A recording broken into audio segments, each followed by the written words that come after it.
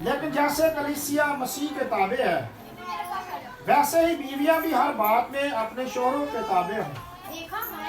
آئے شوہروں اپنی بیویوں سے محبت رکھو جیسے مسیح نے بھی کلیسیا سے محبت کر کے اپنے آپ کو اس کے واسطے موت کے حوالہ کر دیا تاکہ اس کو کلام کے ساتھ پانی سے غسل دے کر اور صاف کر کے مقدس بنائے اور ایک ایسی جلال والی کلیسیا بنا کر اپنے پاس حاضر کرے جس کے بدن میں داغ یا جھری یا کوئی اور ایسی چیز نہ ہو بلکہ پاک اور بے عیب ہو۔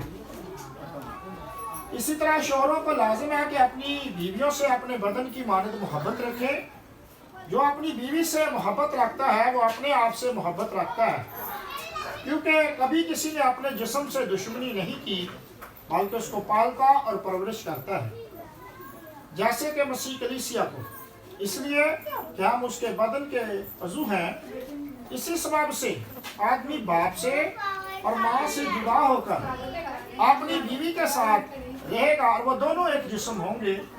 یہ بھید تو بڑا ہے، لیکن میں مسیح اور کلیسیا کی بابت کہتا ہوں، بہرحال تم میں سے بھی ہر ایک اپنی بیوی سے اپنی مانند محبت رکھے اور بیوی اس بات کا خیال رکھے کہ اپنے شوہر سے ڈرتی رہے۔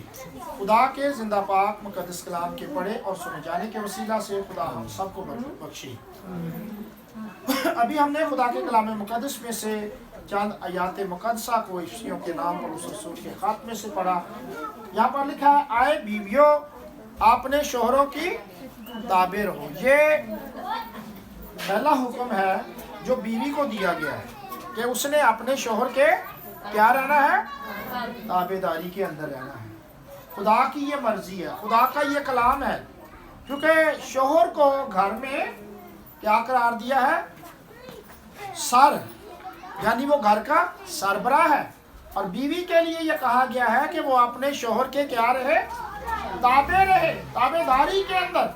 اور یہاں تک ہم نے پڑھا ہے کہ وہ ہر بات میں اپنے شوہر کے تابع رہے اور اس سے ڈرتی رہے، اس کی فرمان۔ اور اگر ہم خدا کی خادمہ سارہ کو دیکھیں تو وہ ابراہیم کو کیا کہتی تھی؟ اپنا خداوند کہتی تھی۔ وہ اس قدر اپنے شوہر کی عزت کرتی تھی اور اس کے حکم کے اندر رہتی تھی۔ کئی دفعہ بیویاں اپنے شوہر کے حکم کے اندر نہیں رہتی اور گھر کے اندر ڈسٹربنس پیدا ہوتی ہے۔ تو پہلا حکم بیوی کے لیے ہے کہ وہ اپنے شوہر کی کیا رہے؟ تابع داری کے اندر، فرما برداری کے اندر۔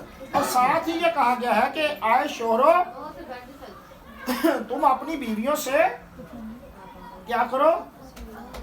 اپنے بدن کی مانند محبت رکھو۔ یہ نہیں ہے کہ اگر بیوی فرما برداری کے اندر ہے اور شوہر اس کو کچھ سمجھے ہی نہ، اس کی کوئی عزت ہی نہ کرے۔ بائبل مقدس کہتی ہے کہ جس طرح آپ اپنے بدن سے محبت رکھتے ہیں، اسی طرح شوہر نے بھی اپنی بیوی سے اپنے بدن کی مانند محبت رکھنی ہے، کیونکہ وہ دونوں ایک جسم ہے۔ لیکن وہ اپنے ماں باپ سے علیحدہ ہو کر اپنی بیوی سے ملا رہے گا۔ یہ خدا کا قانون ہے، خدا کا آئین ہے۔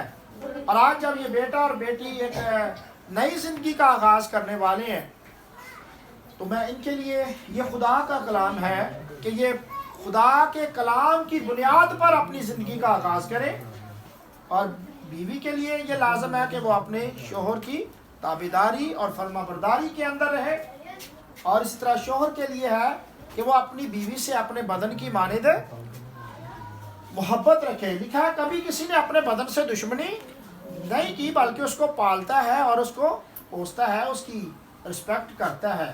اور اسی طرح کلام میں لکھا ہے خدا کا بندہ جو دنیا کا سب سے حکمت والا شخص ہے سلیمان، امثال کی کتاب میں لکھا ہے جس کو بیوی ملی اس کو تحفہ ملا۔ یہ خدا کی طرف سے گفٹ ہے، تو اس کو بڑے اچھے طریقے سے سنبھال کر عزت کے ساتھ محبت کے ساتھ اپنے گھر میں رکھنا ہے۔ اور یہ خدا کے کلام کا پیغام اس نئے جوڑے کے لیے ہے اور ہم سب کے لیے جتنے خدا کے حضور میں پاک نکاح میں بندھے ہوئے ہیں، یہ ان سب کے لیے بھی خدا کا حکم ہے کہ بیوی اپنے شوہر کی تابعداری میں رہے اور شوہر اپنی بیوی سے اپنے بدن کی مانند محبت رکھے۔ یہ خدا کا کلام ہے اور اس پر عمل کرنا بڑا ضروری ہے، اور اسی پہ ہمارے گھرانے جو ہے وہ خوشحالی کے ساتھ آگے بڑھ سکتے ہیں۔